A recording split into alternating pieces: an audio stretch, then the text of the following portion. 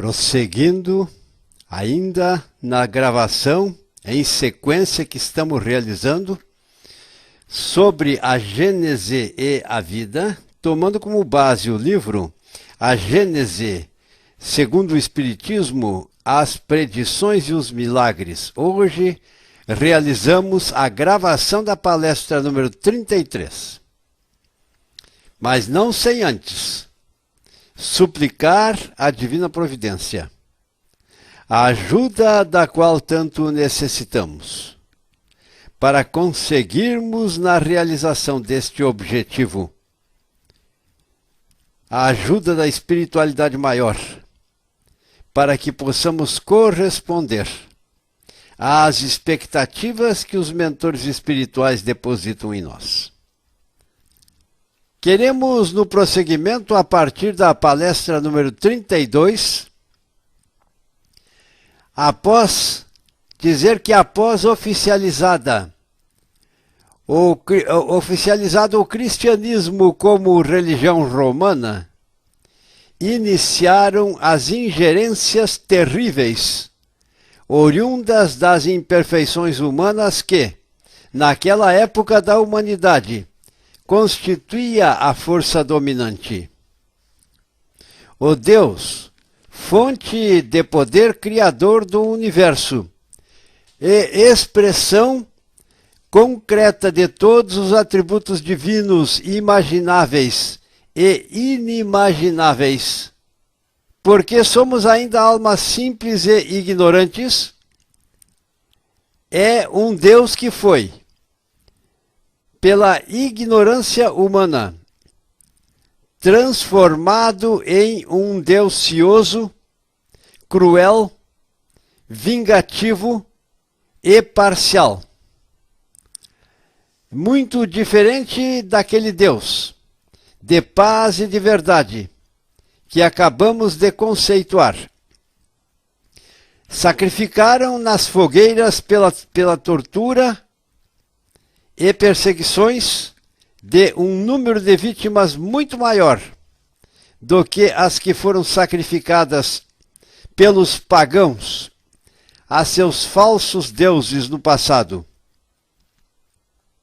Venderam-se as orações que são as indulgências, as santas indulgências, as graças do céu, em nome daquele que expulsou os vendilhões do templo e disse a seus discípulos: dai de graça o que de graça recebestes.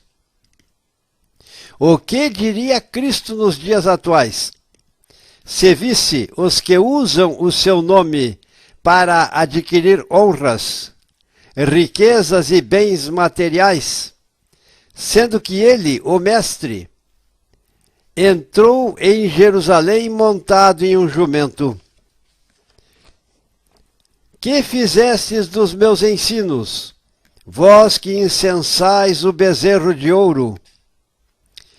Se o Mestre em carne não está entre nós, está em espírito, e como a parábola virá pedir contas aos vinhateiros do produto de suas vinhas, quando chegar o tempo da colheita. Referimos-nos, é claro, à parábola do vinhateiro que se acha registrada na gravação número 32. Jesus claramente anunciou que a humanidade, num futuro, se unirá numa crença única, porque outras ovelhas que não são do aprisco do Pai existem.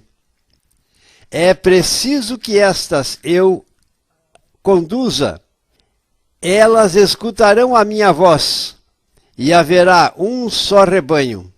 Isto nós encontramos no texto bíblico, no livro de São João, capítulo 10, versículos 16. Apesar das crenças religiosas desejarem essa unidade, cada uma se lisonjeia de que essa unificação acontecerá em seu proveito. Aos poucos, ao longo de muito tempo, o ecumenismo que já acontece terá uma globalidade inteira. Possivelmente, nesse futuro ainda distante, o Esperanto será a linguagem universal, a forma de expressão de comunicação entre todas as pessoas. No dia em que as religiões percebam que cada uma, em seu lugar do seu Deus particular, devem aceitar um único Deus, inteligência suprema e causa primária de todas as coisas, então sim, existirá um só pastor e um só rebanho. Então os discípulos lhe perguntaram: por que, pois, dizem os escribas ser preciso que antes venha Elias? Jesus lhes respondeu: é certo que Elias tem de vir, e que restabelecerá todas as coisas. Mas eu vos declaro que Elias já veio, e eles não o conheceram, antes o trataram como lhes aprouve. E é bem assim que farão morrer o Filho do Homem. Então, seus discípulos compreenderam que era de João Batista que ele lhes falara. Isto nós encontramos no livro de São Mateus, capítulo 17, versículos de 10 ao número 13.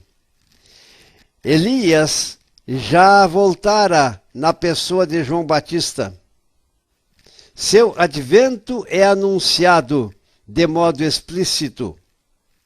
Ora, como ele não pode voltar, senão como ele não pode voltar, quero dizer, senão tomando ele um corpo, aí temos a consagração formal do princípio da pluralidade das existências. A anunciação do Consolador é outro texto bíblico que precisamos tomar como base para percebermos a postura diversificada e muitas vezes conflitantes das mais variadas crenças religiosas. Se me amais, guardai os meus mandamentos, e eu pedirei ao meu Pai, e ele vos enviará outro Consolador, a fim de que fique eternamente convosco. O Espírito de verdade, que o mundo não pode receber, porque não o vê. Vós, porém, conhecereis, porque permanecerá convosco e estará em vós. Mas o Consolador, que é o Espírito Santo, que meu Pai enviará em meu nome, vos ensinará todas as coisas, e vos lembreis de tudo que vos tenho dito. Isto também nós encontramos no livro de São João, no capítulo 14, versículos 15 e 17 ao número 26. Entretanto, digo-vos a verdade, convém que eu me vá. Porquanto, se eu não me for, o Consolador não vos virá. Eu, porém, vou e vô-lo enviarei.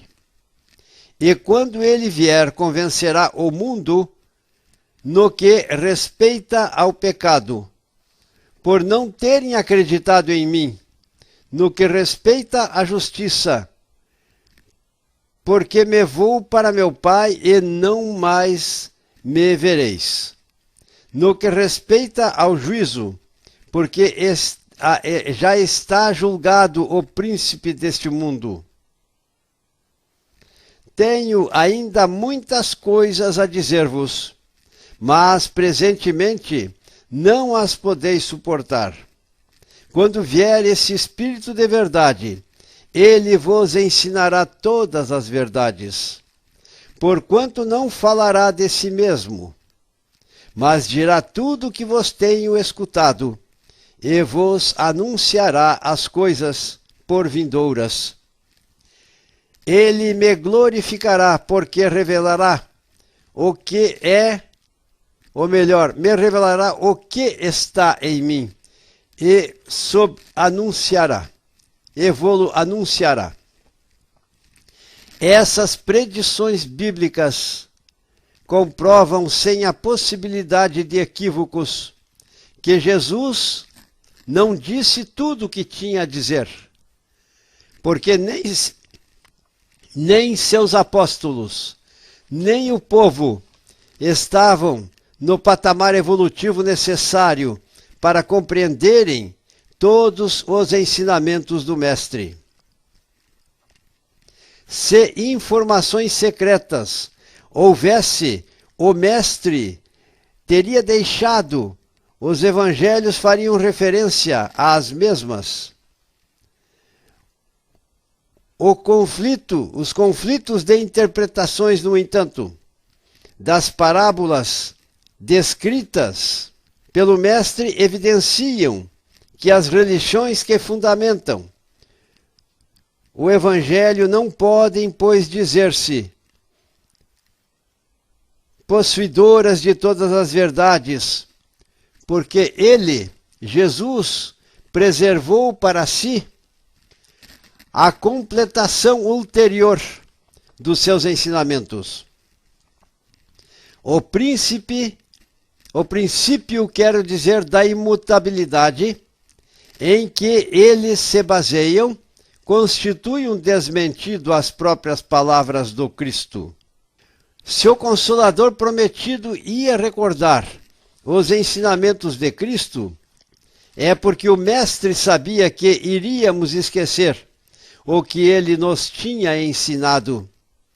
E se havia de ensinar todas as coisas, é porque nós, humanidade daquela época, não tínhamos condições de aprender todos os seus ensinamentos. Pode-se dizer que, com sua precognição, Cristo previa que os seus ensinamentos iriam ser mal interpretados.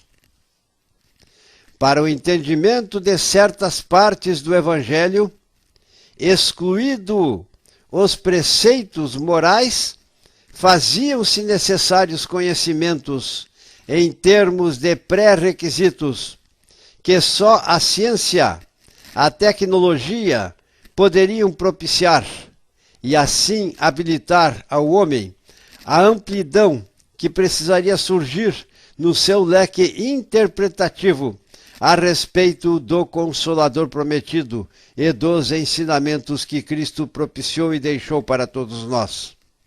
A concretização da profecia de Cristo se consubstanciou através das verdades codificadas e registradas por Allan Kardec, o qual seguiu as orientações sobre as diretrizes do Cristo, que orientou os espíritos superiores, que transcendem para o plano material, e doutrina do Consolador prometido, ou seja, a doutrina que é dos espíritos. A doutrina de Moisés, incompleta, ficou circunscrita ao povo judeu. A de Jesus, mais completa, se espalhou por toda a terra, mediante o cristianismo, mas não converteu a todos. O Espiritismo, ainda mais completo, com raízes em todas as crenças, convertera a humanidade toda. Ou melhor, converterá a humanidade toda, porque esta conversão ainda não aconteceu. Jesus proclamou a necessidade das reencarnações como meio de aprendizado em nossa senda evolutiva eterna. Só assim estaríamos aptos à compreensão de todas as verdades, ou estaremos aptos à compreensão de todas as verdades. Sem a reencarnação, as promessas de Jesus seriam ilusórias, poderemos afirmar. Se disserem que essa promessa se cumpriu no dia de Pentecoste, por meio da descida do Espírito Santo, respondemos que o Espírito Santo dissipou as trevas do entendimento, desenvolveu as aptidões mediúnicas para facilitar a missão dos apóstolos, porém, nada ensinou além dos ensinamentos propiciados por Jesus naquele tempo, é claro. O Espírito Santo não realizou o que Jesus anunciara relativamente ao Consolador. O Evangelho permaneceu obscuro e pelas múltiplas interpretações surgiu a multiplicidade das crenças que dividiu o cristianismo desde os primeiros séculos depois de Cristo. Na doutrina espírita, recomendamos a leitura e análise dos textos existentes na Bíblia relacionados com o segundo advento de Cristo. Jesus anuncia o seu segundo advento, mas não diz que voltará à terra com um corpo e carne, nem que personificará o Consolador. Apresenta-se, ou melhor, apresenta-se como tendo vindo em espírito, na glória de seu Pai, e julgar o mérito e o demérito, e dar a cada um segundo suas obras, quando os tempos forem chegados. Quanto ao fato de que no segundo advento, muitos dos que viveram no passado seriam só encontrados, esses fatos só encontram respaldo coerente na doutrina do Consolador prometido.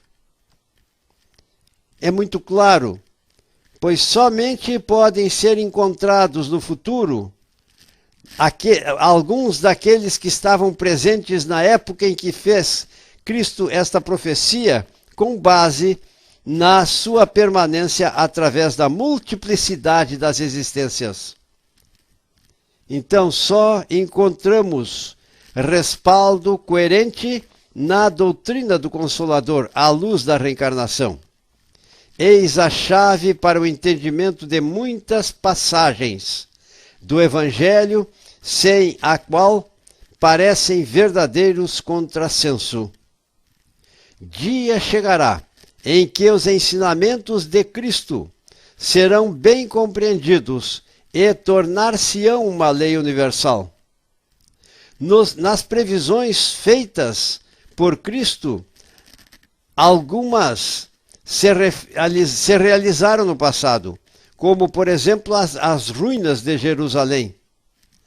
A diáspora, que vem a ser a difusão do povo judeu pelo planeta inteiro, que se dispersaram, portanto, em todas as regiões da terra. Sua visão, sobretudo, embora falando naquele tempo, sempre aludia ao futuro. Também recomendamos a leitura dos sinais precursores, no final da Gênese, as predições e os milagres, na página 369, e outras páginas, dependendo da edição, é claro, que nós consideremos. É preciso que notemos a presença da alegoria no quadro que assinala o fim dos tempos, como a maioria do que Jesus compunha. Cristo falava para pessoas rudes e quis impressionar a inteligência do povo naquela época, e com outras e em outras épocas também subsequentes, para atingir os corações, usou sinais materiais. E nas palavras valeu-se da força da linguagem. O Filho do Homem virá sobre nuvens, com grande majestade, cercado de anjos ao som de trombetas. Lhes parecia de muito maior imponência do que a sua simples vinda, de uma entidade investida apenas do poder moral.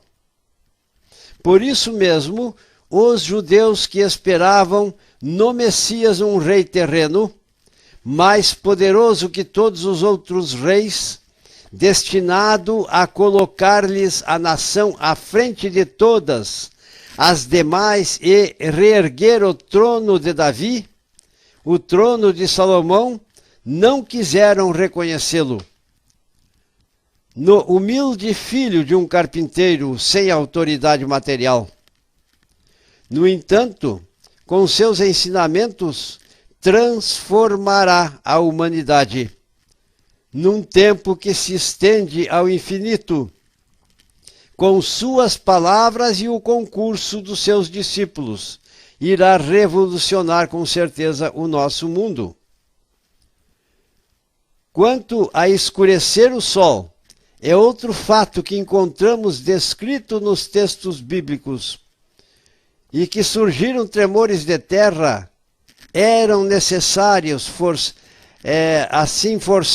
eram acessórios, assim, forçados de todos os presságios e acontecimentos sinistros. Entretanto, sob essas alegorias, grandes verdades se ocultam. Há, primeiramente, a predição de calamidades de todo gênero, que assolarão e dizimarão a humanidade. Calamidades decorrentes da luta entre o bem e o mal, entre a fé e a incredulidade, entre as ideias progressistas e as ideias retrógradas. Há, em segundo lugar, a da difusão por toda a terra do Evangelho, restaurado na sua pureza primitiva. Por fim, do reinado do bem, que será o de paz e de fraternidade universais, derivados do código de moral evangélica, posto em prática por todos os povos. Será verdadeiramente o reino de Jesus, pois que ele presidirá a sua implantação, passando de homem a viver sob a égide de sua lei. Passando o homem a viver sob a égide de sua lei. Será o reinado da felicidade, porquanto diz ele, que depois dos dias de aflição virão os dias de alegria. Quando acontecerão tais coisas? Ninguém o sabe, diz Jesus, nem mesmo o Filho do Homem. Todavia, quando chegar este momento, os homens serão advertidos por meio de sinais precursores. Esses sinais não estarão nem no sol nem nas estrelas. Estarão mais no estado social e moral dos homens do que no físico. Analisando-se a compilação supracitadas, essas mutações não poderiam operar-se em vida dos apóstolos, pois do contrário Jesus não diria que ele mesmo não sabia a época da eclosão de tais fatos. No grau evolutivo em que se encontra a humanidade, chegaria ao fim da época das ocorrências de tais eventos? O mundo não iria terminar, não. Não é racional se suponha a destruição do mundo, quando ele entre no caminho do progresso moral e prática dos ensinamentos evangélicos. Nada, aliás, nas palavras do Cristo indica uma destruição universal. A prática do Evangelho acarretará a melhora do estado moral da humanidade, o que acarretará a queda do mal. Quanto aos sinais que devem se manifestar na Terra, é possível dizer que desde o século XIX, as manifestações mediúnicas, profusamente a partir de 1848, vêm acontecendo de modo ostensivo. O Espiritismo realiza, e é uma das mais importantes predições de Jesus. Nos últimos tempos, diz o Senhor, derramarei o meu Espírito sobre toda a carne, vossos filhos e filhas profetizarão. Quanto ao juízo final, Cristo configura em palavras acessíveis.